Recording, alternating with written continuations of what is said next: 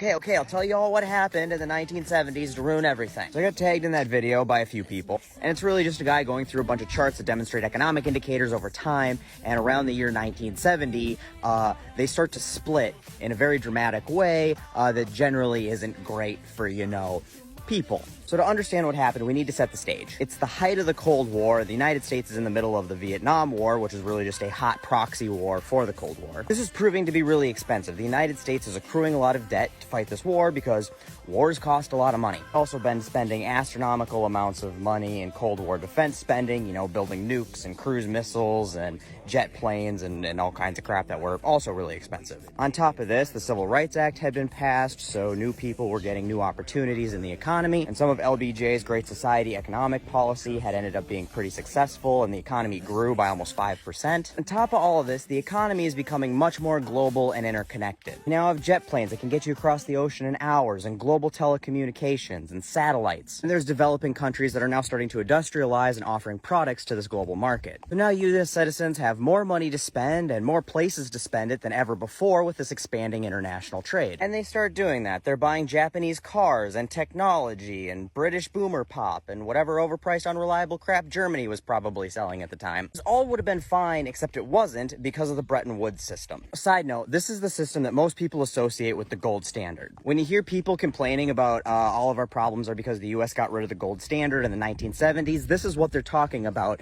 but that's not entirely true. The US had abandoned a true gold standard in 1933, 4 decades before we got rid of the Bretton Woods system. And for those of you who aren't familiar with the gold standard, it just means that currency was backed at a point by physical gold. Your US paper currency was directly exchangeable for US gold with the Federal Reserve. And the US ditched this in part to spur spending to help with recovery from the Great Depression, and also because gold-backed currency was unable to keep up with the demands of supplying the Allied war effort during the Second World War. But then after the war, they needed a new global standard for currency exchange. And the Bretton Woods Agreement was the solution that they came up with. And this tied foreign holdings of US currency to gold at a fixed rate of $35 an ounce. This meant people and businesses in foreign countries that had US currency, had US dollars, could exchange those with the Federal Reserve for gold at a rate of $35 per ounce. This worked okay for a little while, but it had 2 fatal flaws. First was the issue that it was a fixed rate, so as the amount of US currency in circulation changed and the value of gold changed, it made it really hard to keep those two values in sync. The second was that this was really a one-way flow of gold from the country. As people started buying more imported goods, that meant more foreign-held foreign currency that could and was exchanged for gold. That gold would then leave our country, which meant we had less gold to back all of our foreign currency. Obviously not a sustainable system for the US, and it got to the point where we had $45 billion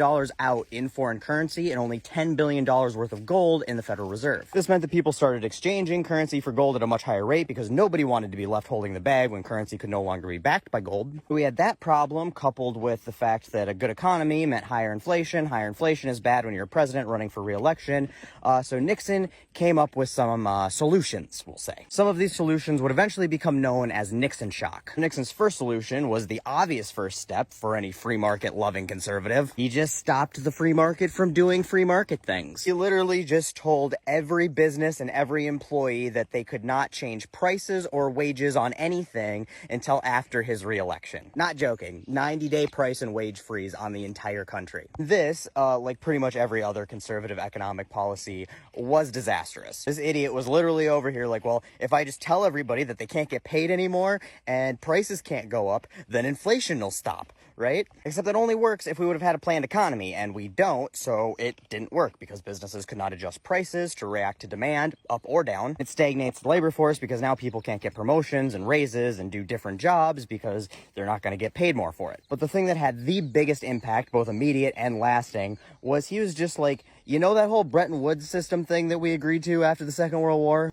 Yeah, we're just not gonna do that anymore. We're just not gonna exchange that for gold anymore, cause we don't want to. Our money's gonna be make-believe now, and you're gonna play make-believe with us, or you're gonna go broke. And they did. They didn't really have a choice. I mean, the US is the biggest economic power on the planet, and they had $45 billion worth of our currency that if they didn't play along would be worthless. This was going to happen in some form or fashion eventually, because obviously the Bretton Woods system was no longer sustainable. However, going about it that way was not great. He also imposed a 4-month universal 10% import tariff, which also made inflation worse because it hurt supply. But the Bretton Woods thing is really one of two things that led us to where we are today. First, this instantly devalued the US dollar. dollar by close to half, I think 42%, which obviously made inflation worse. This made the economy very unstable, which put us into a recession. You know how people always blame Carter for the economy and stagflation? Yet that was Nixon's fault. All those high interest rates that Carter put in place in the late 70s was to fix Nixon's fuck-ups. We did not deserve Carter. He was a good president with good policy that was working,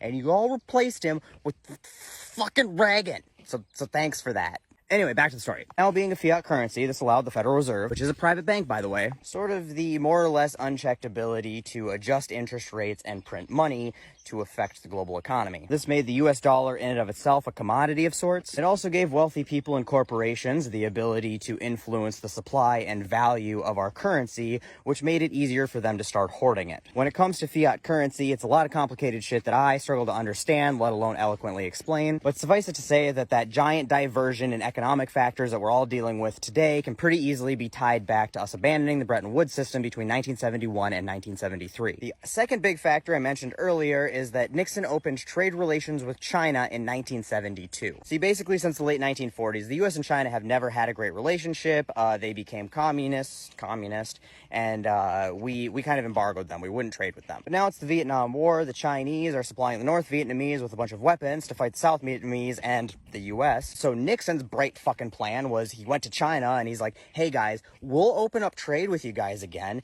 if you stop supplying the North Vietnamese with weapons. Okay, yeah, that sounds good. We'll do that. And then they didn't. But it didn't matter that they didn't hold up their end of the deal. Not that we can be super mad. We've, never held up our end of the deal on anything. But there was nothing much we could do at that point. Pandora's box was open. A bunch of corporations immediately saw the opportunity for slave wage labor they could exploit. And next thing you know, all of these low-skill manufacturing jobs that a high school dropout could get and make a decent living on are being shipped to the other side of the planet to be made by children for pennies an hour. Those jobs were really essential to a robust middle class, and that was the other big factor that really accelerated that wealth gap in our country. As for his chart showing that incarceration rates started skyrocketing at that time as well, that has a fair amount to do with the increased poverty rates from these bad economic policies, but it has a lot more to do with the war on drugs, also started by Nixon. And the thing is, had we had more than 4 years of Carter to work on the solutions to these issues, they probably wouldn't be so bad today. But nope, we had to put fucking Satan himself in the White House, and he took all of these bad policies and made them exponentially worse and exponentially harder to fix, which made them exponentially more damaging. That's why you see those charts take off like a billionaire with a space program in the 1980s and 90s. Sorry, this stuff gets really long and boring because it's really complicated to explain, so I appreciate everybody who stuck it out this far.